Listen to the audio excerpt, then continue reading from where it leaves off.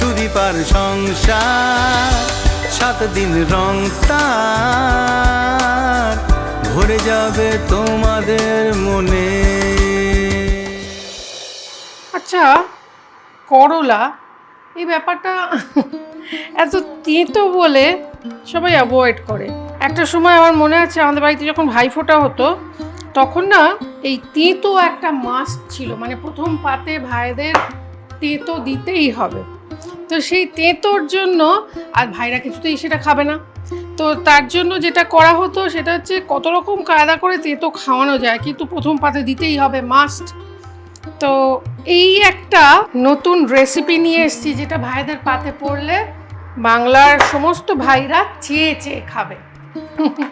নমস্কার, আমি সুদীপা চ্যাটার্জি নিয়ে চলে এসেছি Fortune edible oils and foods presents সুদীপার সংসার, যেখানে আজকে ভাইফোঁটা, মানে হ্যাঁ প্রতিপদ, আজকে অনেক বাড়িতে ফোঁটা হচ্ছে। আজকে না আমার ভাইয়ের কথা আপনাদের বলবো, যারা সব সময় হয়তো সামনে আসে না বা সারা বছর দাদার সঙ্গে দেখা হয় না, কিন্তু আমাকে সব কাজে সব সময় উৎসাহ দিয়ে চলে। তাদের মধ্যে number 1 the industry himself, Prosenjit Chattopadhyay.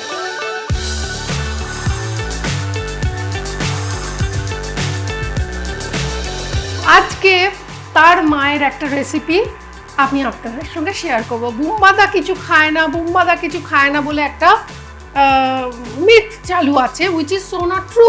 দেখবো বুম্বাদা কি খাবার খায়, কি কি খেতে ভালোবাসে, দেখুন তো। নমস্কার, আমি প্রসেনজিৎ চট্টোপাধ্যায়। অবশ্যই সুদীপার সংসার আপনারা জানেন। সুদীপার সঙ্গে আমার সম্পর্কটা অদ্ভুত, ভাই বোনের মতো না, আমার ভাই বোন। সো এই ভাইফোঁটার উপলক্ষে সুদীপা একবার আমাকে রান্না করে খাইয়েছিল, শুনেছিল আমার মুখ থেকে যে আমার মা কি রান্না করতেন। তো আমি ভীষণভাবে উচ্ছে পছন্দ করি, শুক্তো পছন্দ করি এবং একটু অয়েল ফ্রি খাবার খাই। কিন্তু তার সঙ্গে আমার মার রান্নার কথা শুনে ও একটি রান্না করেছিল, সেটা আমার মার হাতে টাচ পেয়েছিলাম। আমার সঙ্গে একটা ইমোশনাল বন্ডিং, তো আমার অসম্ভব ভালো লেগেছিল। তো এই ভাইফোঁটা উপলক্ষে ও সেই স্পেশাল কিছু রান্না যেটা আমাকে খাইয়েছে সেটাও রাখছে।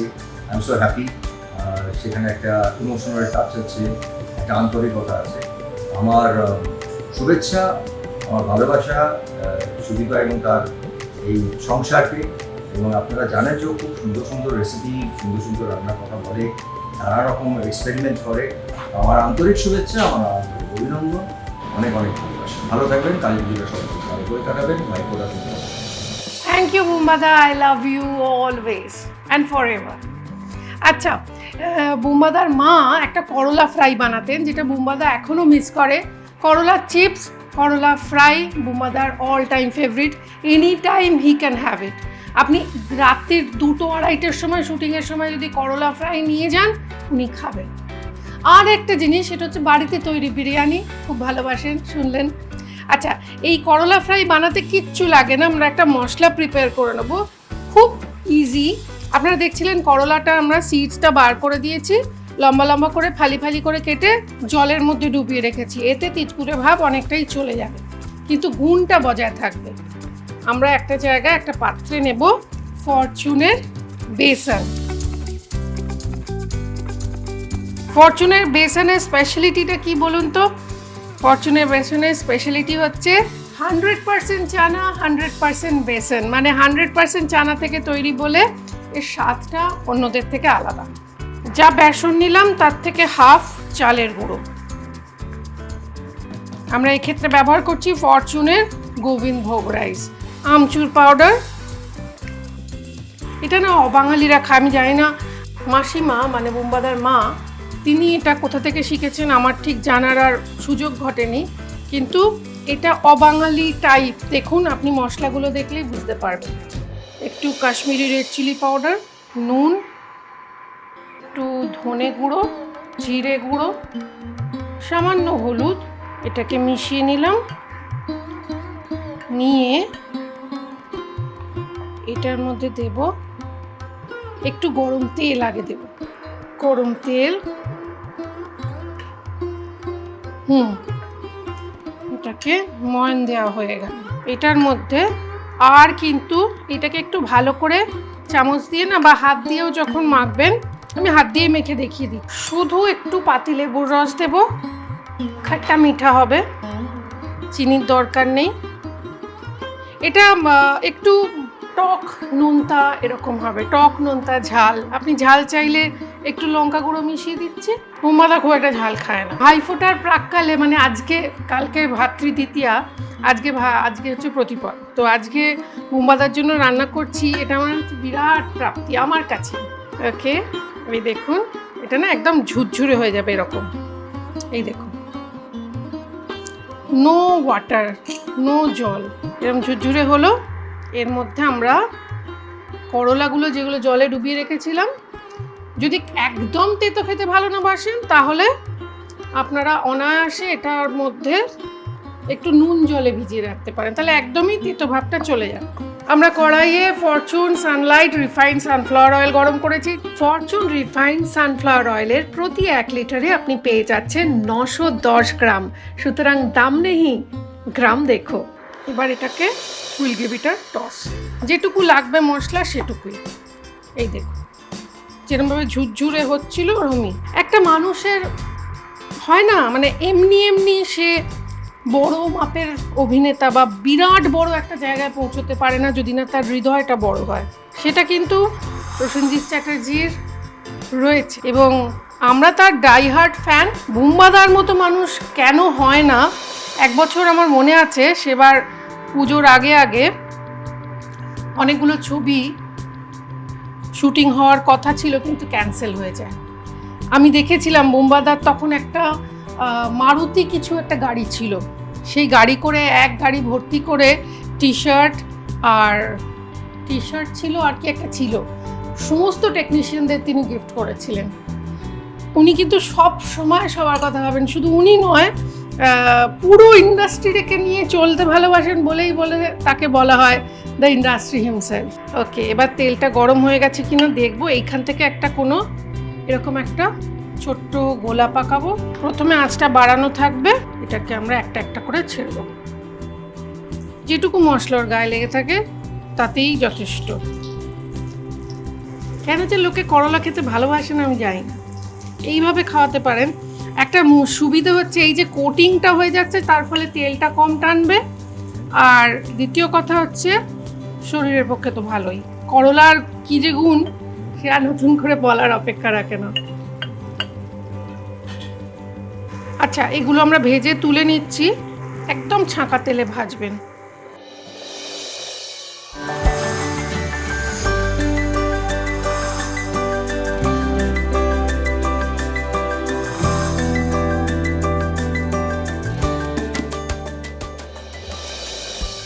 আমাদের প্রিয় বুম্বাদার মানে প্রসেনজিৎ চ্যাটার্জির আরও একটা ফেভারিট ডিশ বানাতে শেখাই। তখন আমার রেস্টুরেন্টের ওপেনিং হবে, সুব্রত মুখোপাধ্যায়ের সঙ্গে ছিলেন বাংলার মহারাজ সৌরভ গাঙ্গুলি আর প্রসেনজিৎ চ্যাটার্জি। বুম্বাদা আসবে, আড্ডা দেবে, সবাই খাবে, আর বুম্বাদা শুধুমাত্র 1 কাপ ব্ল্যাক কফি খেয়ে চলে যাবে, সেটা কি করে হয় বলুন? তাই মাথা খাটিয়ে সামান্য তেলে বানিয়ে ফেললাম চিকেন হারা ভারা কাবাব। ভীষণ healthy but with full of protein and taste. Let's try it. তাদের জন্য সহজভাবে চিকেন পেস্টটা একটা বাটির মধ্যে, মুরগির মাংস বোনলেস নেবেন, আর এইটা না থাই পিসে ভালো হয় ব্রেস্ট পিসের থেকে, কেননা ওর মধ্যে ফ্যাট থাকে, তো এর মধ্যে একটুও তেল পড়বে না, মানে একদম নামমাত্র, মানে জাস্ট না হলেই না হওয়ার মতোই। তো সেই জন্য এটার মধ্যে যে চিকেনের নিজস্ব ফ্যাট আছে সেটা না থাকলে ভীষণ ড্রাই হয়ে যায়, তাই সবসময় থাইয়ের বোনলেস নেওয়ার চেষ্টা করবেন।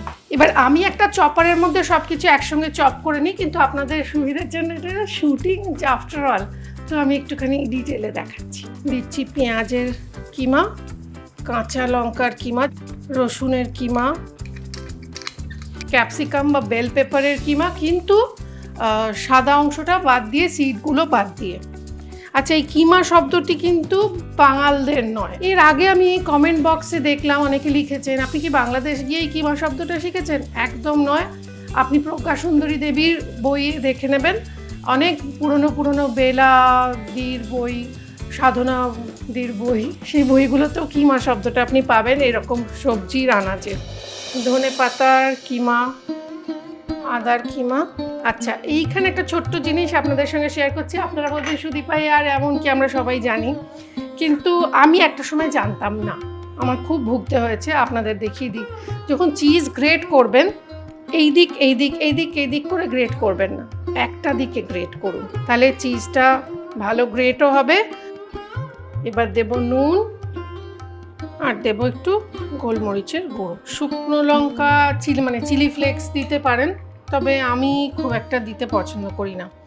এইবার একটা ননস্টিক তাওয়া নিলাম, এটাকে হিট করব ভালো করে। ভালোবাসা এমন একটা মশলা যেটা সব রান্নাতে লাগে কিন্তু দেখা যায় না, বাজারে কিনতে পাওয়া যায় না। আর এটা এমন একটা মশলা যেটা একটু বেশি পড়লে ক্ষতি নেই। তাওয়াটা হিট হচ্ছে যতক্ষণ, হাতে আমি ফরচুনের রিফাইন্ড সানফ্লাওয়ার অয়েল নিয়ে নিলাম, দুটো হাতে মেখে নেব। আর তাওয়াতে গ্রিস করার জন্য একটুখানি অয়েল দেব। এটা কিন্তু কাবাবের মধ্যে একদমই ঢুকবে না, ডোন্ট ওয়ারি। এইবার একটা করে নেব, এরকম করে গড়ব। এর মধ্যে টাবাস্কো সস দিতে পারেন, এর মধ্যে হালকা সুইট চিলি সস দিতে পারেন। আমি সিম্পল সাদামাটা বানিয়েছি, সেটাই দেখাচ্ছি। কাবাবের শেপ দেব, দিয়ে এরকম করে একটা একটা করে গড়ে নিলেই হয়ে যাবে। মাঝে মাঝে হাতটা একটু গ্রিস করে নিতে হবে, কেননা একদম তেল নেই তো, খেয়াল রাখতে হবে ভেতরের ফ্যাটটা যেন, ময়েশ্চারটা যেন লক থাকে। এইবার দেখুন, আমরা একটুখানি অয়েল নিলাম, জাস্ট কাবাবগুলোর ওপর এক ড্রপ করে দিয়ে দেবো। দিয়ে এইবার এগুলোকে একটু উল্টাই। দেখুন একটা দিক কি সুন্দর হয়ে গেছে। চিকেন হারা ভারা বেকড কাবাব এটা। এইবার আপনাদের মনে হতে পারে ভেতরের চিকেনটা সেদ্ধ হবে কি করে সুদীপাদি? আচ্ছা, আভেনে যখন বানাবেন কিছুই না, কনভেকশন অন করে 8 মিনিট থেকে 10 মিনিট, ডিপেন্ড করছে আপনি কতগুলো কাবাব একসাথে দিচ্ছেন। অনেকগুলো দিলে 10 মিনিট, আর কম সংখ্যার থাকলে 8 মিনিট। আর 180 নয়, এটা এক্ষেত্রে আপনারা 220 ডিগ্রি সেন্টিগ্রেডে আভেনে বেক করে নেবেন। এবার আমি তো বেক করছি না, আমি কি করব, আরেকটা তাওয়া নেব, এমন একটা তাওয়া নেব যার একটা লিড আছে, ঢাকনা আছে, ওকে শিফট করে দেব smartly with the juices and all. এর থেকে চিকেন থেকে দেখুন জুস বেরিয়েছে, সেই জুসটা যেন না পড়ে থাকে, এটা অবশ্যই দেবেন। ঢাকা দিয়ে আঁচ কমিয়ে রাখবো, সেম 8 মিনিট। মাঝখানে একটুখানি নাড়াচাড়া করে সার্ভ করবেন।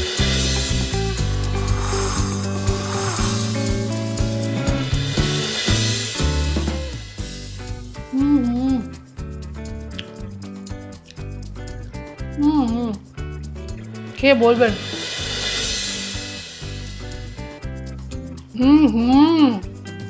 Soft and juicy.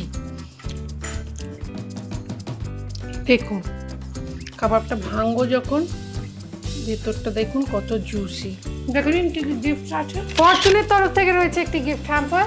দীপ প্রকাশনের তরফ থেকে রয়েছে বাছাই করা কিছু বই। সুদীপা চ্যাটার্জি স্টোরের তরফ থেকে রয়েছে একটা সুন্দর শাড়ি। ক্লাব সেলুনের তরফ থেকে রয়েছে 2000 টাকার গিফট ভাউচার। আর একটা সত্যিকারের খুব কাছের ভাই, সে বাকি, সেও সুপারস্টার, সেও হিরো। অনেকেই রয়েছে, কিন্তু তাদের মধ্যে সব থেকে বেশি ক্লোজ হচ্ছে অঙ্কুশ, যে কিনা খেতে এবং খাওয়াতে ভালোবাসে। অঙ্কুশের ভাল লাগে হচ্ছে mutton. Anything you name it under the sun, he is going to love it. Anything, মাটনের যে কোনো প্রিপারেশন। সুতরাং ওর জন্য একটা স্পেশাল রেসিপি রয়েছে, কিন্তু আমার মনে হয় আজকের সময়টা একটুখানি বেশি হয়ে গেছে, তাই না? তাহলে আজকের এপিসোডটা টু বি কন্টিনিউ থাক, আবার আসবো কালকে। বাই। ইন্ডাস্ট্রির সবচেয়ে দুষ্টু আর মিষ্টি আদরের অঙ্কুশের ফেভারিট মাটন সুক্কা।